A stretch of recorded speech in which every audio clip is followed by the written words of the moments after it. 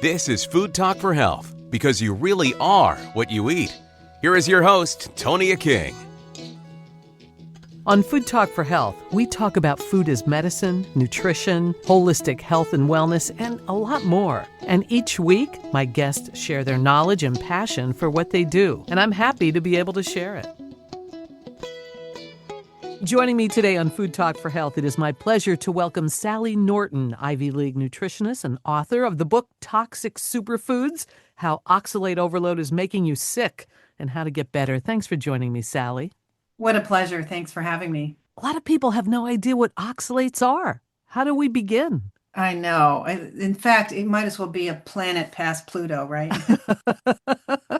Honestly, in college, we learned, I went to school at Cornell for nutrition, and about oxalates because they bind calcium in the diet along with tannins in tea. And so certain things you shouldn't eat, blah, blah, blah. And by the way, this is what makes a kidney stone. And those people with kidney disorders need to be on this low oxalate diet, but that's it.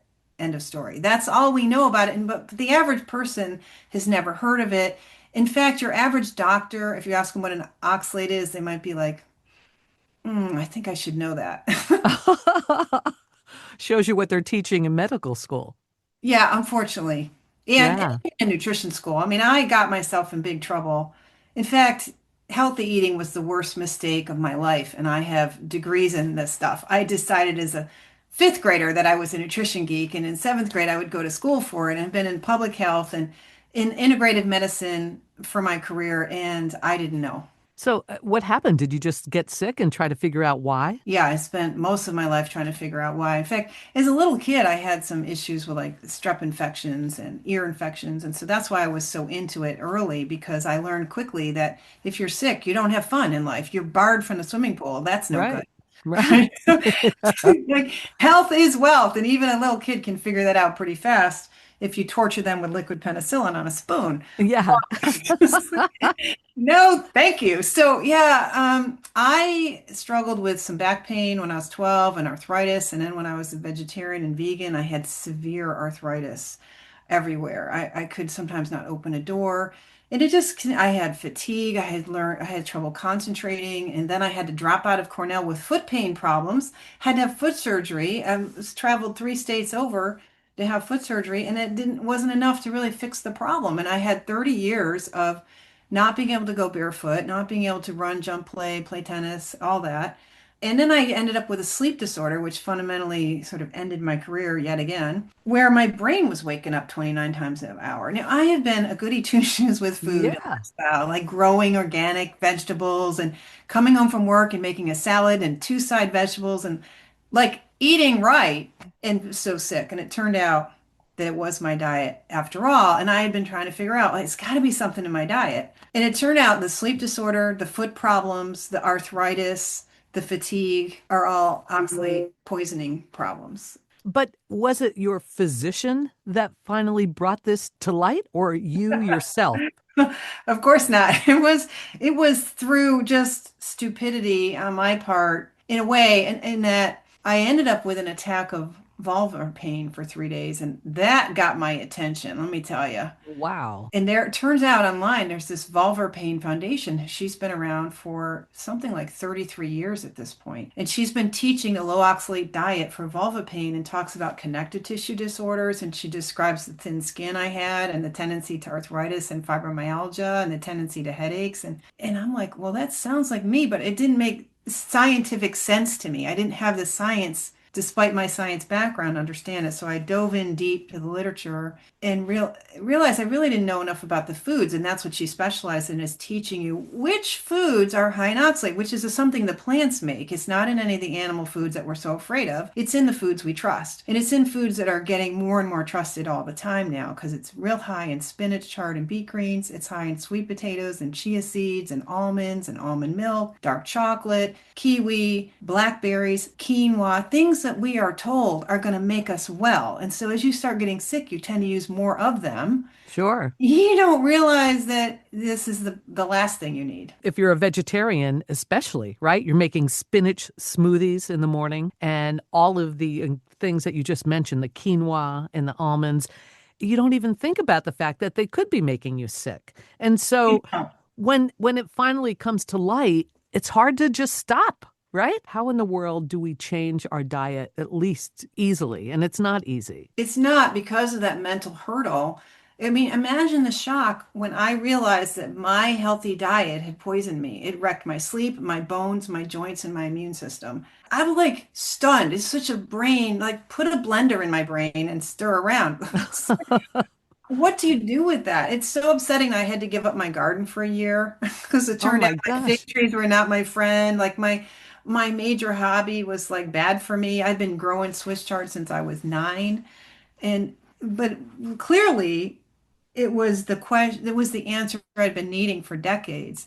And I quickly recognized that no one could figure this out because your doctor's not going to tell you, your dietitian's not going to tell you, your dad's not going to tell you, the internet isn't telling you. Like I am not the only one who can succumb to the damage caused by daily consumption of a toxin. So, did you do research on what vegetables or fruits or food in general are high in oxalates? Like, did that take you a long time to even figure out which ones were worse than others? Well, luckily, we had the Vulvar Pain Foundation who had been using donations from the membership to have foods tested, and they have really expanded our access to that information because the world of dietitians and doctors has not bothered to say, we ought to know what we're eating. It's so interesting that in nutrition, we're willing to give advice and we don't actually know what's in a food and don't care because we do have sort of a benefits only mindset and we have this mindset that plants are safe. And they never asked us in school, like, what comes to mind when you hear the word toxin? Oh gosh. What do you think of a natural toxin? Is that okay? I mean, is it okay to go in the woods and start willy-nilly eating pokeweed berries and random mushrooms and the pretty berries off the bushes? Is that okay to have your dog eat your houseplants or your kid eat your bushes? Like, inevitably, there's some potential trouble there. How do you know how much to eat and not eat? And I would think that you can't just do a cold turkey with oxalate removal, correct? That's true. That is true. And there's a lot of irony and paradox in this whole question of getting poisoned on too much Swiss chard and almond milk. That how do you, if you've gained a problem of bioaccumulation, because this is what's starting to happen now, is that we're building up oxalates in our body. A kidney stone is an example of that, but you can have little stones in your thyroid gland and this and that. And so you may be holding on to a toxic load because some of the foods that have it are foods we're given as a small child, like chocolate, peanut butter, and potato products. And you can go wild with those in all kinds of forms and fashion. I mean, this time of year is like the chocolate covered nut time of year. Right. It's bad. It's bad, it's everywhere. And so this starts building up in your body. So when you change from eating so much, and so that was a big question, which wasn't obvious. It took a lot of research to find the researchers who said, well, normal at 150 or 200 milligrams a day exposure is also pretty well tolerated. So with the healthy kidneys, because the kidneys are what takes it out of the bloodstream and helps you get rid of it, with healthy kidneys, you probably could tolerate somewhere between 100 and 200 milligrams of oxalate a day, but your standard spinach smoothie is over 400 milligrams. Wow. And a high oxalate diet is defined as 250 milligrams. Wow. So you definitely can easily go over the edge quickly. Oh my gosh, one smoothie can give you as much as 1,000 milligrams, which is pretty much like 8 times what you should be tolerating. A lot of people talking about how healthy all of those greens are. How can you determine whether it's really hurting you or not? Like, what if it doesn't affect somebody else the same way it affects you? Well, there's definitely a different dose response with different people. Like if I was to give you 3.5 to 4.5 smoothies in a day, I could literally kill you. Wow. But chances are it would take 10 or 15 of those smoothies to kill you. But who you are, whether you're the 4 spinach smoothie death or the eighth or the 10 spinach smoothie death or 15, does it matter? I mean, at some point, you're going to get it. You're not going to allow endless toxins somehow to be in your system and be okay with that. At some point, it's going to erode your immune function, One study showed that after one of these spinach smoothies that was only 720 milligrams of oxalate, 40 minutes afterwards, in 70% of the participants, it only took 40 minutes for the immune cells to be broken from one mild spinach smoothie. Now, oxalates, we talked about briefly, they do directly affect the kidneys. So, is there a way for the kidneys to heal from oxalates? Like, can oxalates easily be removed from the kidneys? Well, the kidneys specialize in it because they concentrate oxalates and other poisons out of the bloodstream. So they are the most well equipped at doing so, but they also achieve the highest concentrations of it if it's coming out. If it's in your bloodstream, your kidneys are highly exposed to it. And what happens in the kidneys, there's this whole tubule structure in there, these big loops Hmm. in those little tubules is where the urine is forming. And when the oxalate is there, oxalic acid is the parent compound. And in your body, oxalic acid gets into your bloodstream and it starts taking calcium out of your blood and out of your tissues and ultimately out of your bones. And as that urine is forming, you're excreting minerals like magnesium and calcium and other ones, and you're excreting oxalic acid. And so it can crystallize. So you end up with oxalic acid and calcium makes this little, what they call oxalate. And that calcium oxalate will precipitate out, as they call it, from solution where it's a dissolved ion into crystals. So it crystallizes, and that's what a kidney stone is, the crystallizing calcium oxalate. Your doctor says it's a calcium stone, but it's oxalate. So now what your body's busy doing is preventing those crystals from clogging all those little tubules and the ureters and things that are draining this urine out of your kidneys. And so the kidneys suck it in back into the kidney tissue, and you get what's called nephrocalcinosis, where you get calcium oxalate building up also in the kidney tissues as well as in the tubules. So the best thing we can do to protect our kidneys is A, moderate and reduce the amount of oxalate we're eating. And then if you do that, you can possibly continue to overload your kidneys because you still have oxalate in your thyroid gland, in your kidneys themselves, in other tissues of the body, like the bones, the bone marrow, the eyeballs, and so on. So now they've got to heal, and we can support that with some magnesium, calcium, and citrate. And so supplements like calcium citrate and magnesium citrate are very helpful. Lemon juice, a half cup a day, is known to help the body dissolve kidney stones, and you can release kidney stones and calcified kidneys and help them heal. They really are designed, the tissue, your body wants to be the best it can every day and wants to heal. We just need to know why it's not happy and how to help it get rid of the junk. Right. No, that's right. But it's good that there are things such as lemon juice and whatnot, and thinking about supplements or diet. But if you have the right pH and gut health, I mean, shouldn't your body just process the oxalates and eliminate them naturally or not? Right. Well, so you start absorbing that oxalic acid, say, in your almond milk, Yeah. right? And so that's in a very dilute solution. You have oxalic acid, and it starts absorbing immediately from the stomach and gets into the bloodstream and affects your vascular system, your circulating immune cells, your circulating red blood cells, and goes straight to the liver. And it can be a bit much there. So it's the liver is using up glutathione to protect itself from the toxic effects of the oxalic acid.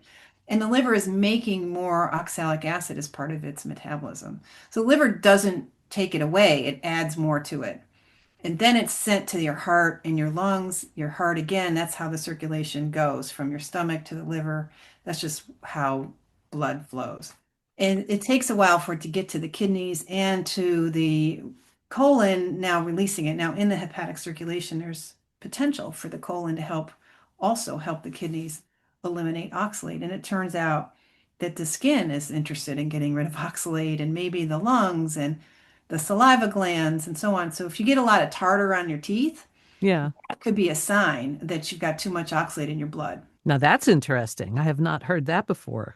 The saliva glands concentrate oxalate because they concentrate bicarb or alkaline substance like, baking soda type thing. So that bicarbonate is being put into the saliva. So you have a nice semi, almost neutral saliva to help protect your teeth. And that same transporter that builds saliva will put oxalate in the saliva at a rate that's 10 or 30 times higher than what's in the blood. So after that meal of, say, this, maybe you did the almond milk in your spinach smoothie, you had a whole for breakfast. Like people do that. They'll make a spinach smoothie with almond milk and a scoop of peanut butter, all Oh, oxalate foods, and a little turmeric. That's another high oxalate food. And why not throw in some blackberries, another high oxalate food? It could be just this oxalate bonanza for breakfast. And so in the next several hours, you have very elevated oxalate in the bloodstream. It peaks about 4 hours, but it can start in something that's liquid like that. It can start in 10 minutes where you have elevated oxalate. So that can be affecting your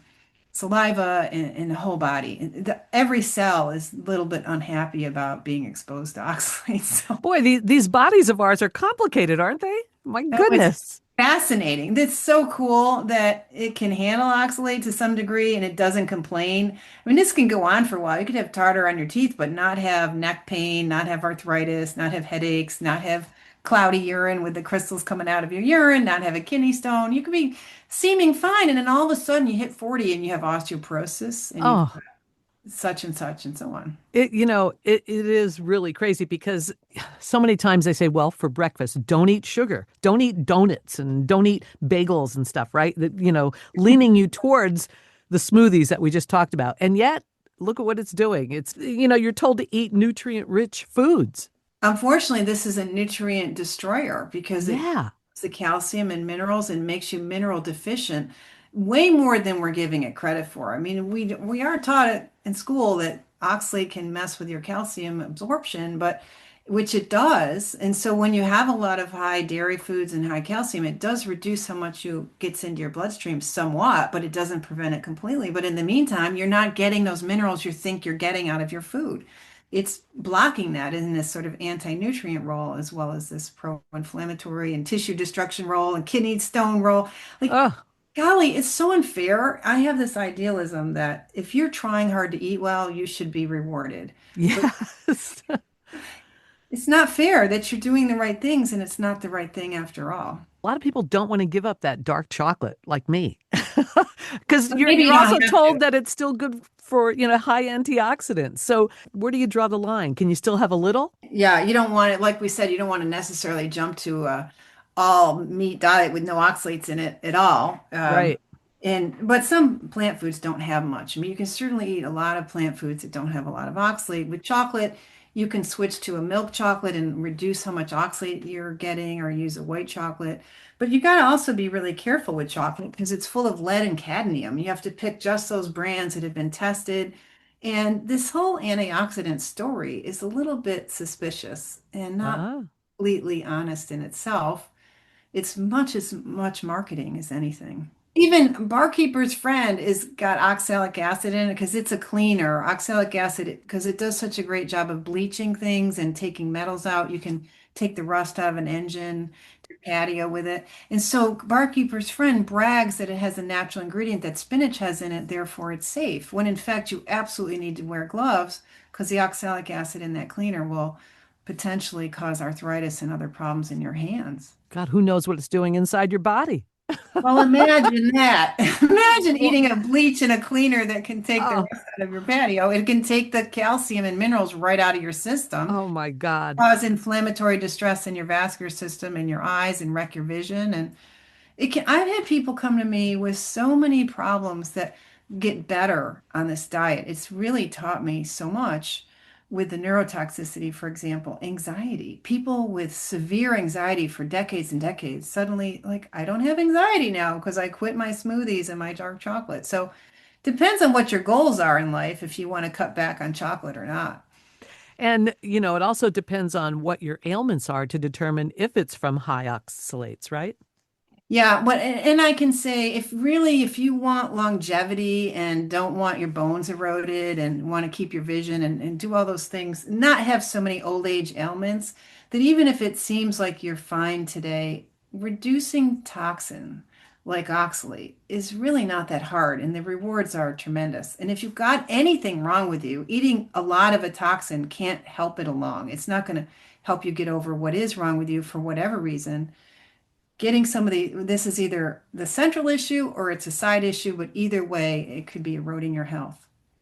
We are talking with nutritionist and author of the book Toxic Superfoods, Sally Norton.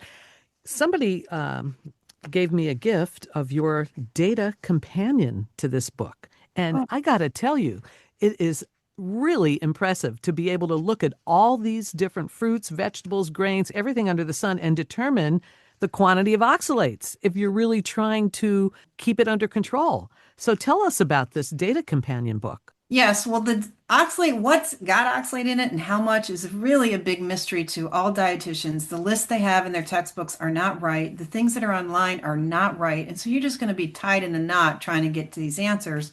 So clearly, if I'm going to help people reduce oxalate exposure and recover from any oxalate overload in their body, they need to know where it is in the food and how much, because we actually start using it medicinally to try to control the body's attempt to recover from oxalate deposits in the tissues.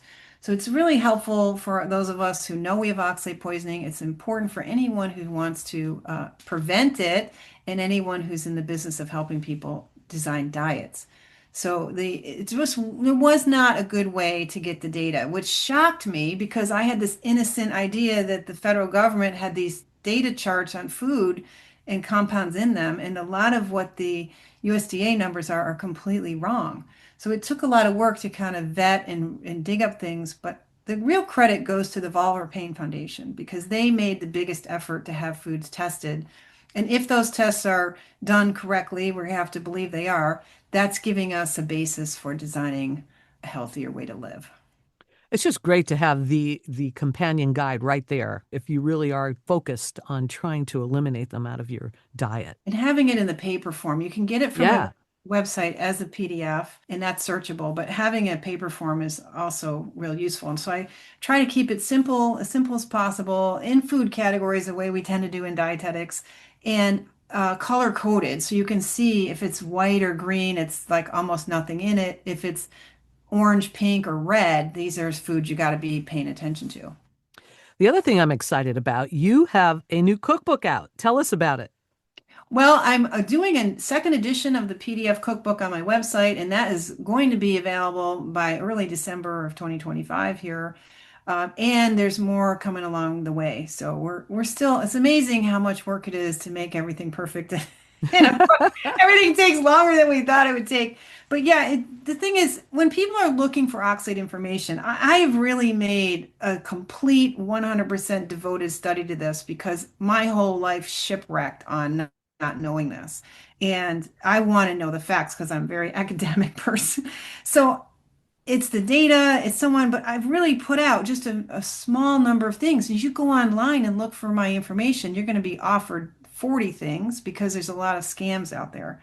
So if you want to know what's mine, you have to come to my website or buy Toxic Superfoods, the book from the outlets, and then everything else you can find on my website, which is sallyknorton.com. Because right now, there's just everyone and their brother has an opportunity electronically to kind of commit a little bit of fraud and laziness, one or the other, or both. And Right. so it's you want to stick with someone who's trying to be on your side, not just be part of this economy that we have now. Exactly. But any chance you can share a couple recipes with us? Oh, absolutely. Yeah, sure. And some of the easy things to do are this time of year, people are doing a kind of fall root vegetable thing with the potatoes and this and that. And there are ways to get away from these foods easily. Switching out your spinach. Almost all the lettuces are great. Going to winter squashes instead of sweet potatoes. And using, weirdly enough, rutabagas, turnips, and things like this instead of potatoes. And there's some easy free ones on my website. And then in my cookbook, there's over 200 recipes there as well. Can you tell us how to make anything specifically? Yeah, so instead of potatoes, if you want to do mashed turnips, I like to do a combination of turnips and rutabaga. You boil them and then you dry them out because they're real watery. If you were just to boil cubed rutabaga and puree it, it would feel more like soup.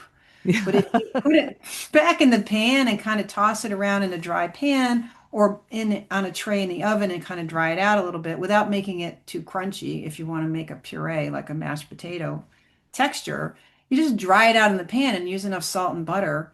And it's delicious. It's very simple. Salt and butter. And then if you want to cream it up with other dairy products or non-dairy substitutes, like say coconut, a ground up coconut. You can play with it. But really the basic thing is to know that it's much waterier. It's not as starchy as potato. So if you dry it out, you can make it fill in. And same with even cauliflower and things like that. The sort of white vegetables, if you're trying to swap out potatoes, which works for your lower carb and works for lower oxalate. Is it true that cooking some vegetables lowers the oxalate content? Well, we don't have enough research to say uniformly that that's true. If you boil a lot of vegetables like broccoli, which is a medium oxalate food, you boil it well enough. Now, on the test, we boil it for 10 minutes. Now, if you boil broccoli for 10 minutes, you will have pureed broccoli. Yeah. It's only about 3 minutes and it starts to fall apart where Uh, the little get- florets break up, yeah, it right? gets like mush. Mush. So, okay, we know 10-minute boil will reduce it by a third to a half. So it brings it down to a moderately low vegetable. So even if you can only boil it for 2 minutes, they'll still have it culinarily appropriate. That's worth doing. But in other cases, it doesn't seem to change at all. And asparagus doesn't change one bit when you boil it. No So kidding. yeah, it's really interesting. Now, I don't know if they've tried to peel the asparagus, if that would make a difference or what, but certainly steaming or microwaving or putting it in a soup pot will not change a thing because heat does not change oxalic acid or oxalate crystals whatsoever. You'd have to incinerate them at like 500 degrees in a forest fire in order to get rid of them. So you're not going to do that in the kitchen. Let's He hope doesn't not. do it. And cooking, so that's a common myth though online is that, oh, just cook it or just eat Right. something with it. Those are work for a few foods, but we really would need more research to be able to say which ones. And even fermentation, this is another one that people, oh, well, if you just ferment it, it'll be fine. But a lot of these foods are so high in oxalate that fermenting it will bring it from the stratosphere to the outer space. It's still more high than you can tolerate. It doesn't bring it within human tolerance levels. So even sauerkraut? I mean, Sauerkraut cabbage? is cabbage is already almost no, your standard green cabbage head has almost no oxalate in it. The most of the cabbage family is very, very low in oxalate relative to spinach, like tiny. So it's already low. And when you turn it into sauerkraut, it's even better because all the other plant toxins and phytotoxins that are in cabbage are tamed by the fermentation and it's pre-digested, so it's easier to digest and it won't be such a kind of flatulent type food. That's a great idea. I love making homemade sauerkraut. My cookbook has 4 versions of it. I love that Oh, it has a little bit of turnip, some onion, some red pepper, oregano, and some red pepper flakes in it. Not a lot. It doesn't take a lot. A couple teaspoons per cabbage head of the oregano, maybe a teaspoon of the red pepper flakes. And that homemade sauerkraut is delicious.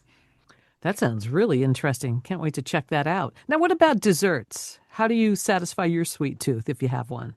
Well, I don't really have a huge sweet tooth, but I'm not too afraid of dessert and sugars. But I things like baked apples. I have a really nice baked apple recipe where you use lemon juice, butter, ginger. I like to use crystallized ginger because crystallized ginger is boiled ginger, and that does bring the oxalate down out of the Oh, that's good to ginger. know. Yeah, Yeah. so crystallized ginger is like candy. It's like jelly beans Oh, to I me. love it. I know. I love it. So I can like slice that in little and stick it in the hole in the apple. Like you take the core out, but you leave the stem end or the little blossom end at the bottom. So you have a container in the middle of the apple to put in the butter and lemon juice and sugar and maybe a whole clove and some crystallized ginger root and bake that till they're all foamy and soft and they're delicious. Oh, that sounds like a great way to satisfy a sweet tooth. Yeah, it's great. And I have these little coconut crispies that aren't very sweet because coconut itself is naturally sweet without being high carb. And so you can do a lot with coconut if you get a little clever. It And there's a seems, lot of other things too. yeah, it seems like the cookbook is just a natural thing for you because I would think a lot of people ask you, okay, here are all these things we can't eat. What can we eat? Exactly. When I started teaching this, I was so afraid of taking away food. That's not what those of us in the health world, me in nutrition, I don't like to be someone who says don't eat something. Right. And so I was so concerned about that. I invented a hummus made with cauliflower and pumpkin seeds that's delicious. And in other dishes, I would make 3 or 4 dishes and bring them to a free talk and give away my food and hard work for free and have displayed vegetables on the table next to me to show them I'm not taking away from the swap process. So I have a swap chart in the book and so on. Um, but I personally, I have found that once I've destroyed my gut with beans and too much vegetarianism in the past, I do better with sort of minimal fiber and very select, curated, minimal amounts of fruits and vegetables. So, do you still eat meat or fish? Oh, yeah, I rely on fish and pork as standard staples to keep me going, and rice and some basic things, coconut products and some fruit here and there. But it's kind of nice to like to not feel I have to come home and I absolutely have to make a salad and I have to cook 2 vegetables and I have to like there's a lot of pressure to eat that way. It's actually doesn't it's nice. You don't really have to do all that. It's simpler. And I think once you get this whole oxalate thing under control, can you slowly maybe add some back in that aren't really high?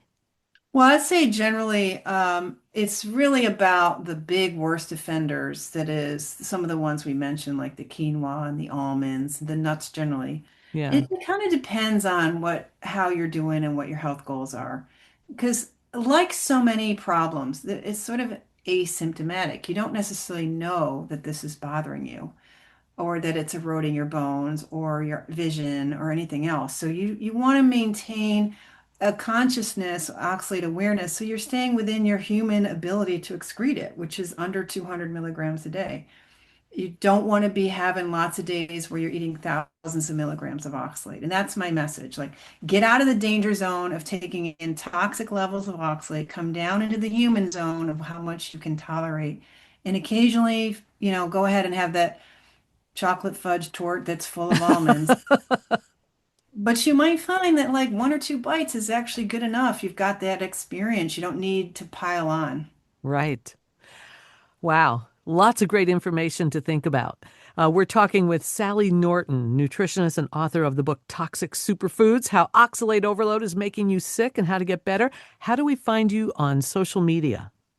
I have my website, which is sallyknorton.com. And I'm on Instagram, SK Norton, and there's a second one for the book because SK Norton was stolen a few years ago. Oh, gosh. So because they're luckily at 21 Days of Fighting, we got it back. And I teach a class. You can get to my class through my website. Twice a month, I do a group class where we get together and people share their stories. And I teach with the PowerPoint slides that are kind of cute with pictures and help people help it sink in because man, this is really tough to learn this because it seems to be in opposition to everything we're being told left and right and center. It's so true. And I think being able to share with other people that are in the same category, so to speak, really is helpful. Oh, yeah. There's nothing more isolating than having a problem that no one's ever heard of. And your doctor doesn't know, and your husband doesn't care. And you're like, it's really tough. And I would say that social isolation and not getting any validation in your social circles is pretty much about as painful as it could be as a problem to have in life. Well, Sally, you're doing so many wonderful things for so many people. I really appreciate you giving me a little bit of your time today. Oh, thanks so much. It's been fun. Thanks for listening to Food Talk for Health today. We'd love your support. Subscribe if you can and write a review. Food Talk for Health is produced by Creative Voice and Media. Thanks for listening.